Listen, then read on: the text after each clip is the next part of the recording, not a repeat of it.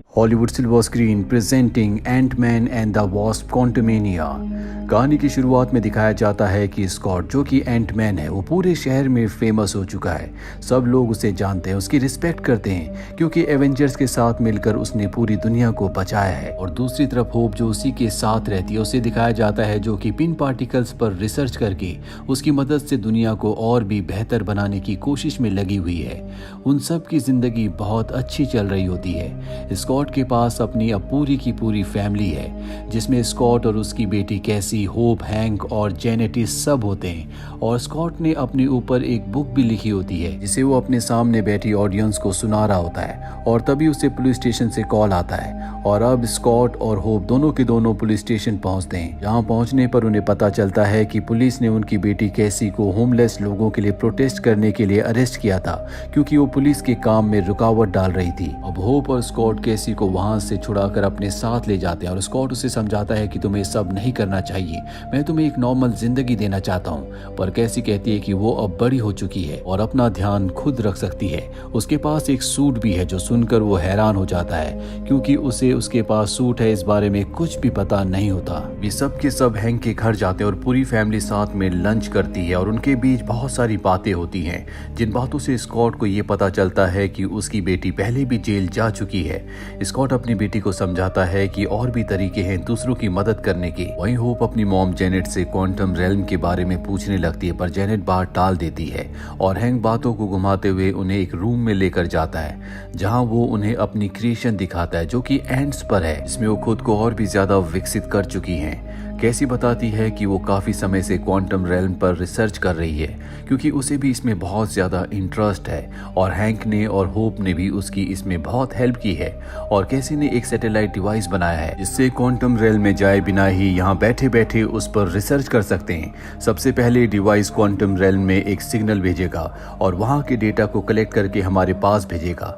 जिस बात को सुनकर जेनेट घबरा जाती है और उस डिवाइस को बंद करने को कहती है क्योंकि वो क्वांटम रेल्म में कई समय तक रह चुकी है और उसे पता है कि ये कितना खतरनाक हो सकता है। पर तभी वो डिवाइस अपने आप ही फिर से एक्टिवेट हो जाता है और सब कुछ अपने अंदर खींचने लगता है जिससे वो सभी क्वांटम रेल्म में पहुंच जाते हैं। पर ये सब एक दूसरे से बिछड़ चुके हैं। एक तरफ कैसी और स्कॉट होते हैं और दूसरी तरफ हैंक, होप और जेनेट। ये सब उस जगह को देखकर पूरी तरह से हैरान है। ये सब भटक चुके हैं। स्कॉट हैंक से कांटेक्ट करने की कोशिश करता है पर कांटेक्ट हो नहीं पाता और वो किसी को भी बार बार कहता है कि हम सेफ हैं, कुछ नहीं होगा। तभी वहाँ एक बहुत बड़ा सा क्रीचर आ जाता है और स्कॉट और किसी पर हमला कर देता है इससे पहले कि वो इन दोनों को नुकसान पहुंचाता। वहाँ इस रेल्म की सिविलाइजेशन के लोग आ जाते हैं जो उस क्रीचर को मार देते हैं और इन दोनों को कैद करके अपने साथ ले जाते हैं। वहीं दूसरी ओर हैंक, होप और जेनेट को दिखाया जाता है। जेनेट होप और हैंक से बार बार कह रही होती है कि तुम शांत रहो और मेरे साथ रहो। दरअसल वो यहाँ पर 30 साल पहले बिता चुकी है इसीलिए उसे इस जगह के बारे में सब कुछ पता होता है। वो स्कॉट और केसी को ढूंढने के लिए मदद मांगने के लिए एक रेगिस्तान में जाती है जहाँ पर वहाँ के रहने वाले लोगों की एक फौज होती है जिनसे बात करने के लिए जेनेट आगे जाती है और उनके लीडर से फाइट करने लगती है। पर तब पता चलता है कि वो इस लीडर को जो कि एक क्रीचर है पहले से जानती है, ये उसका दोस्त होता है। और अब जेनेट उससे लॉर्ड क्राइलर के बारे में पूछती है। वो उसे क्राइलर के बारे में बता देता है, उसे वहां तक जाने के लिए सवारी भी देता है। स्कॉट और केसी को दिखाया जाता है जिन्हें उन लोगों ने बंदी बना रखा होता है पर वहां के उन लोगों की भाषा उनको समझ में नहीं आ रही होती। तो वो लोग स्कॉट और केसी को एक लिक्विड जैसी चीज पिलाते हैं जिसके बाद उन दोनों को उनकी भाषा समझ में आने लगती है। पहले तो वो सब लोग उन्हें अपना दुश्मन समझ रहे होते हैं पर एक आदमी वहां उनका दिमाग पढ़ता है जिससे उसे पता चलता है कि इन लोगों से उन्हें कोई खतरा नहीं है और ये सच कह रहे हैं कि ये ऊपर पृथ्वी से यहाँ पर आए हैं।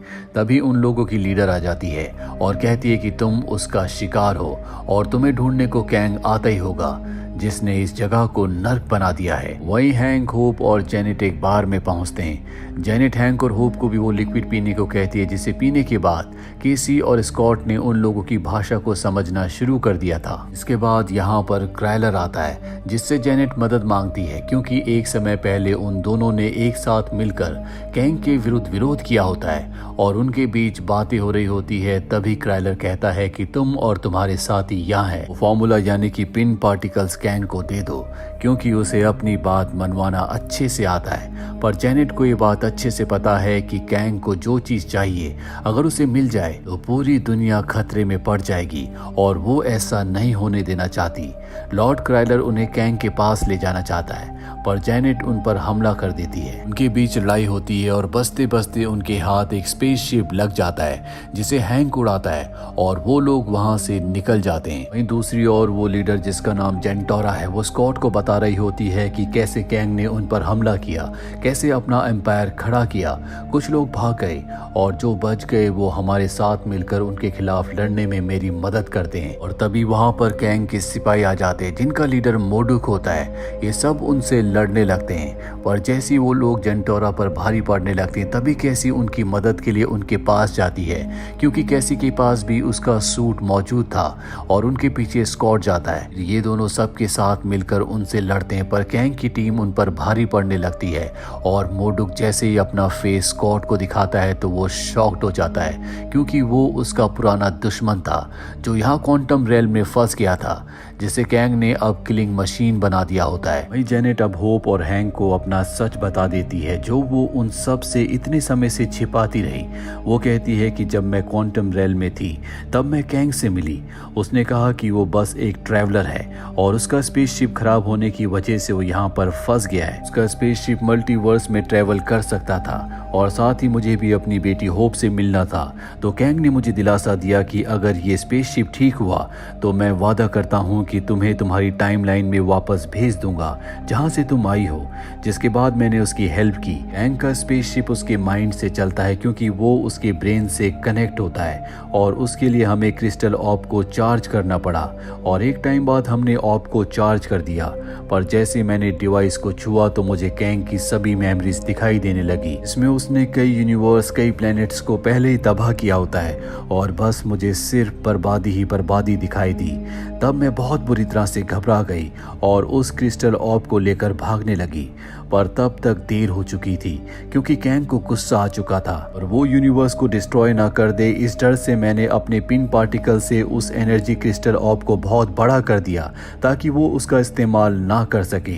फिर मैं पूरे क्वांटम रिल्म में उससे छुपती रही, अपनी जान बचाती रही जब तक तुमने मुझे बचा नहीं लिया। जबकि जेनेट ने सब कुछ बता दिया तो ये तीनों डिसाइड करते हैं कि वो कैंग को उस एनर्जी ऑर्ब लेने से रोकेंगे। फिर ये तीनों यहाँ से निकल जाते हैं उस ऑर्ब की तलाश में। दूसरी ओर केसी और स्कॉट को दिखाया जाता है जो जेल में बंद होते हैं जहां उनसे मिलने खुद कैंग आता है जो बताने लगता है कि कैसे उसने यहाँ पर राज करना शुरू किया, कैसे अपनी आर्मी बनाई, कैसे और ताकत हासिल की और अब उसे यहाँ से निकलना है जिसके लिए उसे उस क्रिस्टल ऑर्ब की जरूरत पड़ेगी जो अभी साइज में बहुत ज्यादा बड़ा है। उसे साइज में छोटा करने के लिए उसे पिन पार्टिकल्स चाहिए होंगे। वो इस वक्त स्कॉट के पास है। वो स्कॉट से कहता है कि अगर तुमने मेरी बात नहीं मानी, मेरी मदद नहीं की तो मैं तुम्हारी बेटी को तुम्हारे सामने तड़पा तड़पा कर मार दूंगा।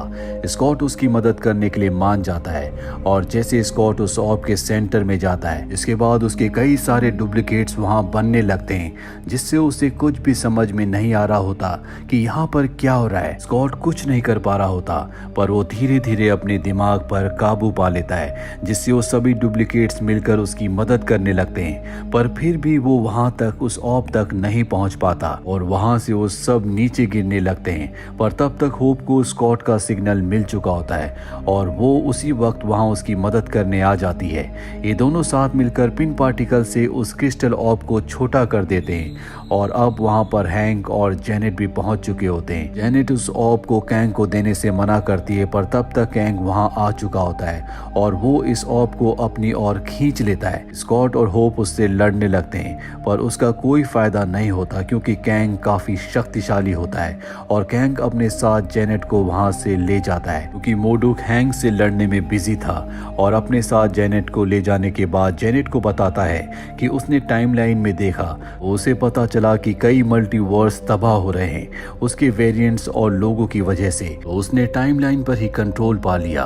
जो भी उससे भिड़ा उसने उसको खत्म कर दिया और अपने सभी वेरिएंट्स को भी जो मल्टीवर्स में थे, पर उससे उसे कोई फर्क नहीं पड़ता। वहीं दूसरी तरफ हैंक स्कॉट और होप के पास उन एंट्स को लेकर आता है जो उसके साथ इस क्वांटम रेल्म में आ चुकी होती है और हैंक उन एंट्स के बारे में बताता है कि इन एंट्स ने कई सालों को सिर्फ कुछ ही मिनट्स में बिताया है। इस वजह से एंट्स बहुत ज्यादा एडवांस और इंटेलिजेंट हो चुकी है और इसी कारण से उन एंट्स ने यहाँ पर हैंक को ढूंढ निकाला। वहीं केसी को दिखाया जाता है जिसे गार्ड्स अपने साथ पकड़ कर ले जा रहे होते हैं, पर वो उन्हें चकमा देकर उनसे लड़कर जेंटोरा को भी जेल से छुड़ाने में कामयाब हो जाती है, जिसके बाद ये बाकी लोगों को भी छुड़ाते हैं और अब ये प्लान बनाते हैं कि ये अपने लोगों को मैसेज देंगे कि वो सभी लोग कैंग के टावर पर हमला कर दे और अगर वो ऐसा करते हैं तो वो कैंग को हरा सकते हैं। तो चेसी वहां से सिस्टम को हैक करके सभी तक ये मैसेज पहुंचा देती है, जिसे होप, स्कॉट, हैंक और जेनेट भी सुनते हैं और टावर की तरफ निकल पड़ते हैं। और वहीं दूसरी तरफ कैंग वहां से निकलने की तैयारी में था। तभी स्कॉट वहां पर एंटमैन बनकर अपने सबसे बड़े साइज में आ जाता और कैंग के टावर पर हमला कर देता है।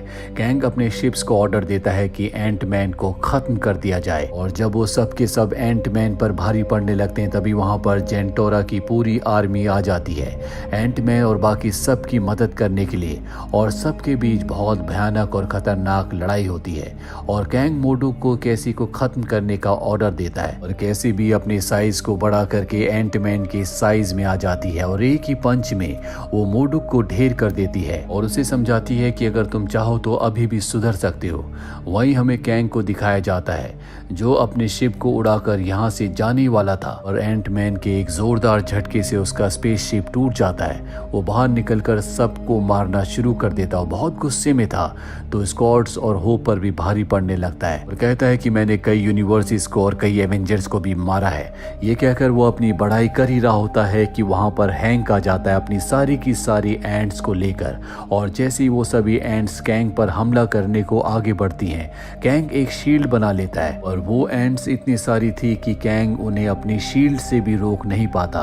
उसकी शील्ड टूट जाती है और एंट्स कैंग पर हमला करने लगती है। वहीं मोडुक को केसी की बात समझ में आ चुकी होती, इसीलिए वो अच्छे काम करते हुए मारा जाता है और उसके बाद जेनेट, हैंक और बाकी फैमिली को मैसेज देती है कि जल्दी ही टावर में पहुंचो, घर जाने का एक आखिरी रास्ता है पर अब ज्यादा समय नहीं है। तो वो सब जल्द ही टावर में पहुंचते हैं जहां जेनेट ने उस एनर्जी ऑर्ब का यूज करके एक पोर्टल बनाया था अपनी दुनिया में वापस जाने के लिए और सभी लोग एक एक करके उस पोर्टल के थ्रू वापस जाने लगते हैं और लास्ट में एंटमैन को यानी कि स्कॉट को कैंग ने पकड़ लिया था और वो खुद जाना चाहता है पर स्कॉट उसे रोकता है। उनके बीच लड़ाई होती है और स्कॉट पिन पार्टिकल्स को उसी एनर्जी ऑर्ब के पास फेंक देता है और जैसे कैंग वहां से उस पोर्टल की ओर भागता है तभी होप उसे झटके से उसी एनर्जी ऑर्ब के पास फेंक देती है, जिससे टकराते वो कैंग को जकड़ लेता और जिसके फटने से कैंग वहीं मारा जाता है। पर उसी के साथ वो पोर्टल भी डिस्ट्रॉय हो चुका है। पर ये दोनों खुश होते हैं क्योंकि इन दोनों ने कैंग से दुनिया को बचा लिया है। क्वांटम रेल्म के लोग भी इनसे खुश है कि इन्होंने कैंग से इन सबको हमेशा के लिए आजाद कर दिया। केसी को दिखाया जाता है जिसने अपने उसी सैटेलाइट डिवाइस से होप और स्कॉट की मैप लोकेशन कुछ ही सेकंड में कर दी होती है। इसके बाद इन्हें पता होता है कि क्वांटम रेल्म में होप और स्कॉट कहां पर हैं और अब ये उनके लिए एक पोर्टल खोलते हैं, जिसके बाद ये दोनों के दोनों वापस आ जाते हैं और इसी के साथ ये कहानी, ये फिल्म यहीं पर खत्म हो जाती है। उम्मीद करते हैं कि आपको ये कहानी पसंद आई होगी।